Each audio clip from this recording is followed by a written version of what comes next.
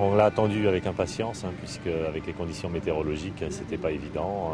Mais ça y est, depuis hier soir, la bulle est sur les cimes, elle est en train de voler en ce moment. On est le matin.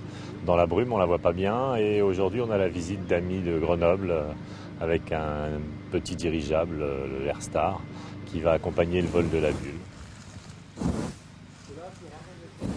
Il s'agit d'un dirigeable air chaud qui a la particularité d'être plus petit que les autres, c'est-à-dire que pour un biplace, il fait que 1800 m3 alors que la majorité font plutôt 3000.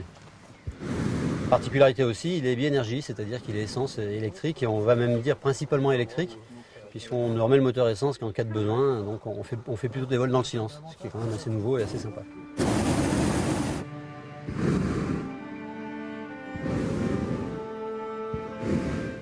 Les opérations Ibisca, c'est quelque chose qu'on connaît pour l'instant de loin, mais j'aimerais bien que cet engin un jour il soit associé. C'est un peu pour ça qu'on est passé par ici et qu'on espère petit à petit, surtout quand il sera très au point d'ici quelques semaines, convaincre l'ensemble des gens d'Ibisca, aussi bien Dany Clémarel que les chercheurs, que c'est un engin utile pour ce genre de mission.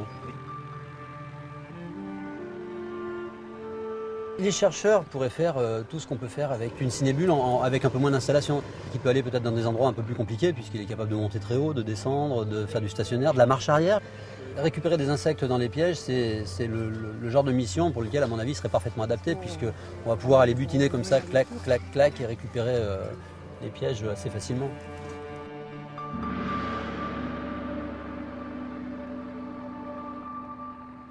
On est très sensibilisé à tout ce qui est écologie, enfin on va dire un peu sauvegarde de la planète, puisque nous depuis assez longtemps chez Airstar on s'axe sur les dirigeables, sur des produits qui sont 100% électriques.